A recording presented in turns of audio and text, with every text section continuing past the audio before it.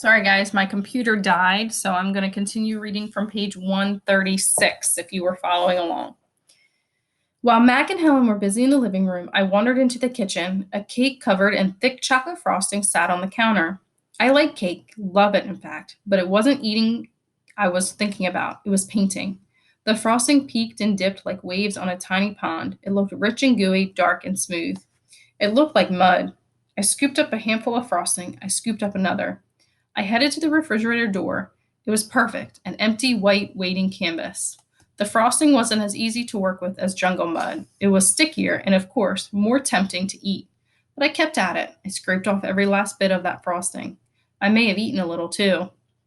I don't remember what I was trying to paint, a banana most likely. I suppose I knew I was going to get in trouble. But at that moment, I just didn't care. I wanted to make something, anything the way I used to. I wanted to be an artist again. Punishment. I soon learned that humans can screech even louder than monkeys. After that, I was never allowed in the kitchen. Babies. Back in those days, the Big Top Mall was smaller. It had a pony ride, a wooden train that bustled around the parking lot, a few bedraggled parrots, and a surly spider monkey. But when Mac brought me a baby gorilla dressed in a crisp tuxedo to the mall, everything changed. People came from far and wide to have their pictures taken with me. They brought me blocks and a toy guitar. They held me in their laps. Once I even held a baby in mine. She was small and slippery. Bubbles flowed from her lips. She squeezed my fingers. Her rear was puffy with padding. Her legs bowed like bent twigs. I made a face. She made a face. I grunted. She grunted. I was so afraid she would fall that I squeezed her tightly and her mother yanked her away. I wonder if my mother would ever worried about dropping us. We always held on. That's easier to do when your mother is fury. Human babies are an ugly lot, but their eyes are like our babies' eyes, too big for their faces and for the world. One day, after many weeks of loud talking, Helen packed a bag and slammed the front door and never came back. I don't know why. I never know the why of humans. That night, I slept with Mac in his bed. My old nests were woven of leaves and sticks and shaped like his bathtub, cool green cocoons. Mac's bed, like mine, was flat, hot, without sticks or stars. Still, he made sleeping sound like a rumble for my father used to make when all was well, a sound from deep inside his belly. My place. Mac grew sullen. I grew bigger. I became what I was meant to be, too large for chairs, too strong for hugs, too big for human life. I tried to stay calm, to move with dignity. I did my best to eat daintily, but human ways are hard to learn, especially when you're not a human. When I saw my new domain, I was thrilled. And who wouldn't have been? It had no furniture to break, no glasses to smash, no toilets to drop Mac's keys into. It even had a tire swing. I was relieved to have my own place. Somehow, I didn't realize I'd be here quite so long. Now I drink Pepsi, eat old apples, watch reruns on TV. But many days I forget what I'm supposed to be. Am I a human? Am I a gorilla? Humans have so many words, more than they truly need. Still, they have no name for what I am. 9,876 days. Ruby is finally asleep. I watch her chest rise and fall. Bob, too, is snoring, but my mind is still racing. For perhaps the first time ever, I've been remembering. It's an old story to remember, I have to admit. My story has a strange shape, a stunted beginning, an endless middle.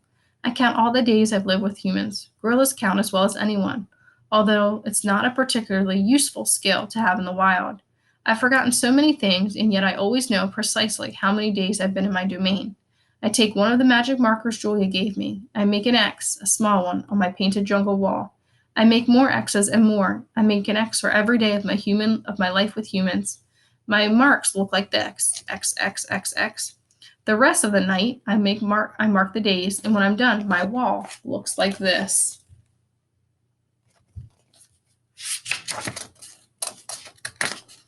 And so on, until there are 9,876 X's marching across my wall like a parade of ugly insects. A visit. It's almost morning when I hear steps. It's Mac. He has a sharp smell. He wheezes as he walks. He stands next to my domain. His eyes are red. He's staring out the window at the empty parking lot. Ivan, my man, he mumbles. Ivan. He presses his forehead against the glass. We've been through a lot, you and me. A new beginning. We don't see Mac for 2 days. When he returns, he doesn't talk about Stella. Mac says he's as anxious to teach Ruby some new tricks. He says the billboard is bringing in more visitors. He says it's time for a new beginning. All afternoon and into the evening, Mac works with Ruby. Ruby's feet are looped with rope so that she cannot run. A heavy chain hangs off her neck. Mac shows her Stella's ball, her pedestal, and her stool.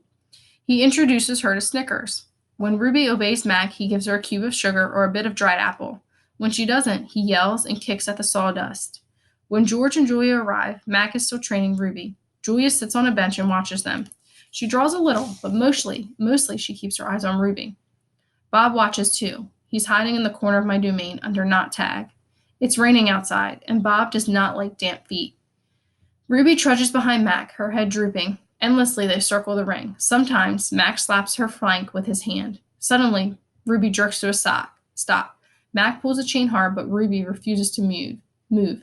Come on, Ruby. Mac is almost pleading. What is your problem? She's exhausted, I said to myself. That's the problem. Mac groans. Idiot elephant. Idiot human, Bob mutters. Walk, Ruby, I say, although I know she's too far away to hear me. Do what he says. Walk, Mac commands. Now. Ruby doesn't walk. She plops her rump onto the sawdust floor. I think maybe she's tired, Julia says. Mac wipes his forehead with the back of his arm. Yeah, I know. We're all tired. He pushes Ruby with the heel of his boot. She ignores him. George looks over from the food court where he is wiping off tables. Mac, he yells. Maybe you should call it a day. I'll close up. Mac yanks at Ruby's chain. She is anchored as a tree trunk. He pulls harder and falls to his knees. That does it, Mac says. He brushes sawdust off his jeans. I am done playing around. Mac stomps off to his office. When he returns, he's carrying a long stick. The gleaming hook on its end is almost beautiful, like a silver of a moon. It's a claw stick. Mac pokes Ruby with the sharp point. Not hard, just a touch. I can tell he wants her to see how much it can hurt. I growl low in my throat. Ruby doesn't budge. She's gray, unmoving, bolder. She closes her eyes, and for a moment I wonder if she might have fallen asleep. I'm warning you, Mac says. He breathes out. He stares at the ceiling. Ruby makes a huffing sound. Fine, Mac says. You want to play it like that? He draws back the claw stick. No, Julia cries. I'm not going to hurt her, Mac says. I just want to get her attention. Bob snarls. Mac swings.